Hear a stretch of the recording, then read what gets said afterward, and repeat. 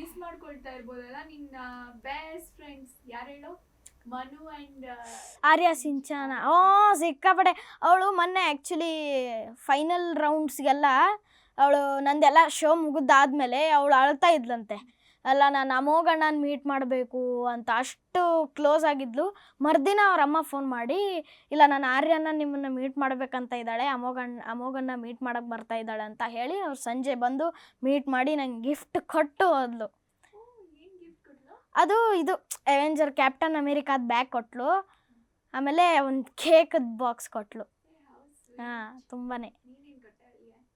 ಅವಳಿಗೆ ನಾನು actually gift ಅಂತ ಬಂದಾಗ ಅವಳಿಗೆ ಬಾರ್ಬಿ ಸೆಟ್ ಎಲ್ಲ ಕೊಟ್ಟಿದ್ದೀನಿ.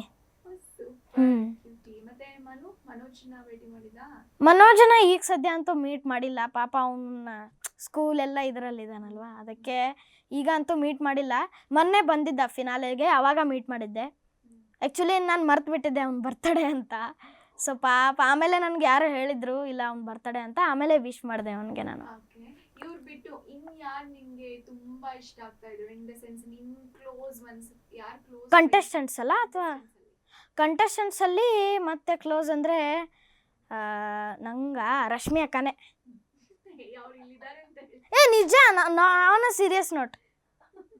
ರಶ್ಮಿ ಅಕ್ಕಗೆ ಗೊತ್ತು ಹೇಳಿ. ಅವರು ನನಗೆ ತುಂಬ ಚೆನ್ನಾಗಿ ಮಾತಾಡಿಸ್ತಾರೆ. ಆಮೇಲೆ ತುಂಬ ಒಳ್ಳೆಯವರು ರಶ್ಮಿ ಅಕ್ಕ, ಸಿಕ್ಕಾಪಟ್ಟೆ ಒಳ್ಳೆಯವರು. ಎಲ್ಲರೂ ಅವ್ರನ್ನ ರಶ್ಮಿ ಅಮ್ಮ ಅಂತಾರೆ. ನನಗೆ ಅದು ಇಷ್ಟ ಆಗಲ್ಲ. ಯಾಕಂದರೆ ಅವರು ಅಲ್ಲಿ ದೊಡ್ಡವ್ರನ್ನೆಲ್ಲ ಒಂಚೂರು ಅಂದರೆ ಜಸ್ಟ್ ಜೋಕಲ್ಲಿ ಅವ್ರು ಬೈತಾ ಇದ್ರು, ಸುಮ್ಮನೆ ಜೋಕ್, ಅದು ಸುಮ್ಮನೆ ನಿಜ ಅಲ್ಲ. ಅವಾಗೆಲ್ಲ ಇವರೆಲ್ಲ ನಮ್ಮ ಕಂಟೆಸ್ಟೆಂಟ್ಸ್ ಎಲ್ಲ ಸೇರಿ ಅವ್ರಿಗೆ ರಶ್ಮಿ ಅಮ್ಮ ಅಂತ ಹೆಸರಿಟ್ಟರು. ನನಗೆ ಇಷ್ಟ ಆಗಲಿಲ್ಲ ಅದು. ರಶ್ಮಿ ಅಕ್ಕನೇ, ನಂಗೆ ಯಾವಾಗಲೂ ಅಕ್ಕನೇ. ಮತ್ತೆ ಏನಾದರೂ ಸ್ಪೆಷಲ್ ನಮಗೆ ಗೊತ್ತಿಲ್ಲದೆ ಇರೋ ನಿಮ್ಮ ಸೆಟ್ಟಲ್ಲಿ ಆಗಿರೋ ಅಂಥದ್ದು ಏನಾದರೂ ಇನ್ಸಿಡೆಂಟ್? ನೀವು ಪ್ರಾಕ್ಟೀಸ್ ಎಲ್ಲ ಮಾಡ್ತಿರ್ಬೇಕಾದ್ರೆ ಹೆಂಗೆ ತರಲೆ ಮಾಡ್ತಾ ಇದ್ರಿ, ಆ ಥರದ್ದು ಏನಾದರೂ ಹಂಚ್ಕೊಳ್ಳೋದಾದ್ರೆ? ತರಲೆ ಇರಲಿ ಅಷ್ಟೊಂದು ಮಾಡ್ತಾ ಇರಲಿಲ್ಲ, ಬಿಕಾಸ್ ಎಲ್ಲ ಸಾಂಗ್ಸ್ ಕಡೆನೇ ಗಮನ ಇತ್ತು. ತರಲೆಗಳು ಮಾಡಿದ್ದೀವಿ, ಇಲ್ಲ ಅಂತಲ್ಲ, ಬಟ್ ಕಮ್ಮಿ. ನಿಮ್ಮ ಮೆಂಟರು ಲಕ್ಷ್ಮಿ ಮ್ಯಾಮ್ ನೋಡೋಕೆ ಸ್ಟ್ರಿಕ್ಟ್ ಇದ್ದಾರೆ, ಇದರಲ್ಲಿ ಕಲಿಸ್ಬೇಕಾದ್ರೆ ಎಲ್ಲ ಸ್ಟ್ರಿಕ್ಟ್ ಆಗಿರ್ತಾ ಇದ್ರ? ನೋ, ತುಂಬ ಕ್ಯೂಟ್ ಅವರು, ತುಂಬಾ ಕ್ಯೂಟ್. ಎಷ್ಟು ಚೆನ್ನಾಗಿ ಹೇಳ್ಕೊಡ್ತಾ ಇದ್ರು. ತಪ್ಪಿದ್ರೆ ಪರವಾಗಿಲ್ಲ, ಹಾಡು ನೀನು, ನಾನು ಹೇಳ್ಕೊಡ್ತೀನಿ ಅಂತ ಹೇಳ್ತಿದ್ರು. ಸೊ ಅವ್ರು ನಾನು ತುಂಬ ಮಿಸ್ ಮಾಡ್ಕೋತೀನಿ. ಸೂಪರ್. ನಿಮ್ಮ ರಾಜು ತಾತ ಜೊತೆ ಒಡನಾಟ ಏನಾದರೂ ಇತ್ತಾ? ರಾಜು ತಾತನ ಜೊತೆ ನಾನು ಡೈಲಿ ಚೆನ್ನಾಗಿ ಬಂದರು ಅಷ್ಟೇ ಹಾಯ್ ಹಲೋ ಮಾತಾಡಿಸಿ, ಅವರು ತಮ್ಮ ಪ್ರಾಕ್ಟೀಸಲ್ಲಿ ಅವ್ರು ಇರ್ತಿದ್ರು, ನಾವು ನಮ್ಮ ಪ್ರಾಕ್ಟೀಸಲ್ಲಿ ನಾವು ಇರ್ತಿದ್ವಿ. ಸೂಪರ್. ಅದು ಬಿಟ್ಟು ಬೇರೆ ಮೆಂಟರ್ಸ್ ಇದ್ರಲ್ಲ, ಯಾರು ನಿಂಗೆ ಅದರಲ್ಲಿ ಯಾರು ಇಷ್ಟ ಆಗ್ತಾ ಇದ್ರು? ನಂಗೆ ಲಕ್ಷ್ಮಿ ಅಮ್ಮ ಅಷ್ಟು ಬಿಟ್ಟರೆ ಹೇಮಂತ್ ಸರ್ ಕಾಮಿಡಿ ಎಷ್ಟು ಚೆನ್ನಾಗಿ ಹೇಳ್ಕೊಡ್ತಾಯಿದ್ರು.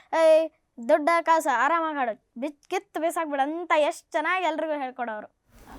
ಸೊ ಎಲ್ಲರಿಂದ ಅಂದರೆ ಏನು ಕಲಿತೆ ನೀನು ಮೆಂಟರ್ಸ್ಗಳಿಂದ? ಕಲ್ತಿದ್ದಂದರೆ ಸಾಂಗನ್ನು ಹೆಂಗೆ ಪ್ರೆಸೆಂಟ್ ಮಾಡಬೇಕು, ಯಾವ ಥರ ಎಲ್ಲ ಜಾನರ್ನು ಒಂದೇ ಜಾನರಾಗಿ ಸಾಂಗ್ ಹಾಡೋದಾದರೆ ಬರಲ್ಲ. ಎಲ್ಲ ಜಾನರ್ ತಕ್ಕಂಗೆ ನಾವು ಅದು ಎಕ್ಸ್ಪ್ರೆಷನ್ಸು ಇದನ್ನು ಕೊಟ್ಟು ಹಾಡಬೇಕು ಅಂತ, ಅದೊಂದು ಕಲಿತೆ. ಸೂಪರ್. ನೆಕ್ಸ್ಟ್ ಏನು ಪ್ಲ್ಯಾನು? ಆಫರ್ಸ್ ಬರ್ತಾ ಇದೆ. ಈಗಾಗಲೇ ನಾನು ಫಿಲ್ಮ್ಗೆ ಒಂದು ಸಾಂಗ್ ಹಾಡಿಬಿಟ್ಟಿದ್ದೀನಿ. ಅದು ರಘು ಹಾಸನ್ ಸರು, ಆಮೇಲೆ ಮ್ಯೂಸಿಕ್ ಕಂಪೋಸರ್ ಆಗಿ RP ಪಟ್ನಾಯಕ್ ಸರ್ ಅವರು ಮ್ಯೂಸಿಕ್ ಕಂಪೋಸ್ ಮಾಡಿದ್ದಾರೆ. ನಾನು ಹಾಡಿದ್ದೀನಿ. ನಾನು ಮತ್ತು ಗುಂಡ 2 ಅಂತ. ಆ್ಯಕ್ಚುಲಿ ಅದು ನಾನು ಮತ್ತು ಗುಂಡ ಫಸ್ಟು ಇದರಲ್ಲಿತ್ತು, ಶಿವರಾಜ್ KR ಪೇಟೆ ಸರ್ ಅವ್ರು ಆ್ಯಕ್ಟ್ ಮಾಡಿದ್ದು. ಸೊ ಈಗ ಅವರು ಲಾಸ್ಟ್ ಟೈಮ್ ಆ ಫಿಲ್ಮಲ್ಲಿ ಅವರು ಲಾಸ್ಟಕ್ಕೆ ಅವ್ರು ತೀರೋಗ್ತಾರಲ್ವ, ಈಗ ಮತ್ತೆ ಅವರು ನಾನು ಮತ್ತು ಗುಂಡ 2 ಅಲ್ಲಿ ಅವ್ರು ಹುಟ್ಟು ಬರ್ತಾರೆ. ಫಸ್ಟ್ ಅದು ಟೈಟಲ್ ಸಾಂಗು ನಾನು ಮತ್ತು ಗುಂಡ 2 ಅಂತ ಟೈಟಲ್ ಸಾಂಗ್ ಇದೆ, ಅದನ್ನು ನಾನು ಹಾಡಿದ್ದೀನಿ.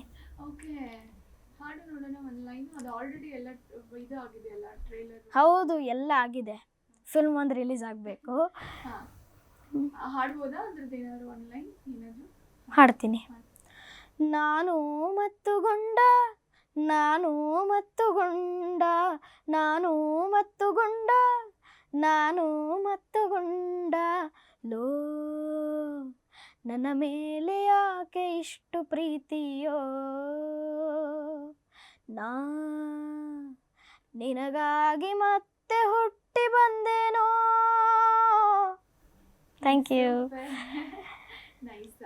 ಅಂಡ್ ದೆನ್ ಆಕ್ಟಿಂಗ್ ಆಫರ್ ಬರ್ತಾ ಇದೆಯಾ? ಯಾಕಂದ್ರೆ ಇಷ್ಟು ಆಕ್ಟಿವ್ ಇದ್ದಾನೆ ಅಮೋಘ ಅಂದ್ರೆ. ಆ್ಯಕ್ಟಿಂಗದ್ದು ಅಷ್ಟು ಕಮ್ಮಿ ಇಂಟ್ರೆಸ್ಟ್ ಇಲ್ಲ, ಆ್ಯಕ್ಟಿಂಗ್ ಇಂಟ್ರೆಸ್ಟ್ ಇಲ್ಲ. ಸಿಂಗಿಂಗ್ ಅಂದರೆ ಪಂಚಪ್ರಾಣ ನನಗೆ. ಎರಡು ಮಾಡ್ಬೋದಲ್ಲ, ಬಟ್ ಗೊತ್ತಲ್ಲ ರಾಜೇಶ್ ಕೃಷ್ಣನ್ ಸರ್ ಎರಡು ಮಾಡ್ತಾ ಇದ್ರೆ. ಹೌದೌದು ಗುರುಗಳು. ಬಟ್ ನಂಗೆ ಆ್ಯಕ್ಟಿಂಗ್ ಅಷ್ಟೊಂದು ಇಷ್ಟ ಇಲ್ಲ, ನನಗಿದೇ ಇಷ್ಟ. ಸಿಂಗಿಂಗ್ ಅಂದ್ರೆ ಇಷ್ಟ. ಸಿಂಗಿಂಗಲ್ಲೇ ನಾನು ನನ್ನ ಫ್ಯೂಚರ್ ಮಾಡ್ಕೋಬೇಕಂತ ಮಾಡಿದ್ದೀನಿ. ಸೂಪರ್. ಮತ್ತೆ ಬೇರೆ ಏನಾದರೂ ಆಫರ್ ಬಂದಿತ್ತಾ ಶೋ ಮುಗಿದ ಮೇಲೆ? ಬಂದಿದೆ. ಈಗ ಆಗಲೇ ಒಂದು ಹೊರನಾಡ್ ಅಂತ ಅಲ್ಲಿ ಊರಲ್ಲಿ ಒಂದು ಸಿಂಗಿಂಗ್ ಗಣೇಶೋತ್ಸವಕ್ಕೆ ಇವೆಂಟ್ ಇದೆ, ಕರೆದಿದ್ದಾರೆ. ಯಾವಾಗ ಹೋಗಬೇಕು? ಸಿನಿಮಾಗಳು ಇವರು ಸರ್ ಸ್ಟುಡಿಯೋ ಹೋಗಿಲ್ಲ ಅಲ್ವಾ ನೀವು? ಚೆನ್ನೈ? ಇಲ್ಲ ಇಲ್ಲ ಇಲ್ಲ. Okay, nice. ಮತ್ತೆ ಅಪ್ಪ ಅಮ್ಮನ ಬಗ್ಗೆ ಹೇಳಲೇ ಇಲ್ಲ ನೀನು. ಅಪ್ಪ ಅಮ್ಮನ ಬಗ್ಗೆ ಏನು ಹೇಳೋದು, ಅವ್ರ ಸಪೋರ್ಟು, ಅವ್ರ ಆಶೀರ್ವಾದದಿಂದನೇ ನಾನು ಇಲ್ಲಿವರೆಗೂ. ಅವರೆಲ್ಲ ತಮ್ಮ ಕೆಲಸ ಎಲ್ಲ ಬಿಟ್ಟು 7 ತಿಂಗಳು ನಮ್ಮ ಜೊತೆ ಇದ್ದಾರಂದರೆ ನಾನು ತುಂಬಾ ಪುಣ್ಯ ಮಾಡಿದ್ದೀನಿ. ಬಿಕಾಸ್ ಅವ್ರು ಇರದೇ ಹೋದಿದ್ರೆ ನಾನು ಇಲ್ಲಿವರೆಗೂ ಬರ್ತಾನೆ ಇರಲಿಲ್ಲ. ನಿಜ ಅವ್ರ ಸಪೋರ್ಟು, ನಮ್ಮ ಅಜ್ಜಿ, ನಮ್ಮ ತಮ್ಮ, ನಮ್ಮ ಅಪ್ಪ ಅಮ್ಮನ ಸಪೋರ್ಟ್ ಇದ್ದೇ ನಾನು ಇಲ್ಲಿವರೆಗೂ ಬಂದಿದ್ದೇನೆ. ಇಲ್ಲಾಂದರೆ ನಾನು ಬರ್ತಿದ್ದೇನೆ ಇಲ್ಲ, ನಿಜ ಅದು. ಇಲ್ಲ, ಇವರು ರೂಮ್ಸ್ ಕೊಟ್ಟಿದ್ರು, ನಮ್ಮ ಜೀ ಕನ್ನಡ ಎಲ್ಲ ಟೀಮು ಚೌಟ್ರಿಯಲ್ಲಿ ರೂಮ್ಸ್ ಕೊಟ್ಟಿದ್ರು. ಹಾಂ, ಅಲ್ಲಿ ಇಲ್ಲೇ ಇದ್ವಿ. ಮಿಡಲ್ ಬಾಗಲಕೋಟೆದು ಮುಗಿಸ್ಮೇಲೆ ಊರಿಗೆ ಹೋಗಿ ಬಂದ್ವಿ. Okay, super. Then overall journey ಬಗ್ಗೆ ಹೇಳೋದಾದ್ರೆ, ಸರಿಗಮಪ ಜರ್ನಿ ಎಷ್ಟು ನಿಂಗೆ ಇಂಪಾರ್ಟೆಂಟ್ ಆಗಿತ್ತು? ದೆನ್ ಈ ಒಂದು ಏನು ಬೇಸ್ ಅಂತ ಅಂದ್ಕೊಂಡ್ರೆ ಮುಂದೆ ಏನು ಮಾಡಬೇಕು ಅಂದ್ಕೊಂಡಿದ್ಯಾ? ಮುಂದೆ ಈಗ ಫಸ್ಟ್ ಜರ್ನಿ ಬಗ್ಗೆ ಹೇಳೋದಂದರೆ, ಜರ್ನಿ ಅಂತೂ ಸಿಕ್ಕಾಪಟ್ಟೆ ಚೆನ್ನಾಗಿತ್ತು. ನನಗೆ ಶೋ ಮುಗಿಬಾರ್ದು ಅನಿಸ್ತಾ ಇದೆ. ಈಗಾನೂ ಅದೇ ಇದರಲ್ಲಿದ್ದೀನಿ ನಾನು. ಶೋ ಏನಕ್ಕೋ ಮುಗಿತಾ ಇದೆ, ಹಾಗೆ ಇರಬೇಕಲ್ಲ ಇನ್ನು ಅಂತ. ಜರ್ನಿ ಸಕ್ಕತ್ತಾಗಿತ್ತು. ಬಟ್ ಎಲ್ಲರಿಂದ, ಜಡ್ಜಸ್ ಆಗಲಿ, ಜ್ಯೂರೀಸ್ ಆಗಲಿ, ಎಲ್ಲರಿಂದ ತುಂಬ ಕಲ್ತಿದ್ದೀನಿ. ಹೆಂಗೆ ಎಲ್ಲ ಸಾಂಗ್ಸನ್ನು ಹೆಂಗೆ ಹಾಡಬೇಕು ಅಂತ. ಸೊ ಇನ್ನು ಮುಂದೆ ನಾನು ಮ್ಯೂಸಿಕ್ ಕಲ್ತ್ಕೊಂಡು ಅಮ್ಮ ಅಪ್ಪನ ಹೆಸರು ತರ್ತೀನಿ. ಆಮೇಲೆ world famous AR Rahman sir ಥರ ವರ್ಲ್ಡ್ ಫೇಮಸ್ ಆಗಬೇಕು ಅಂತ ನನ್ನ ಒಂದು ಕನಸು.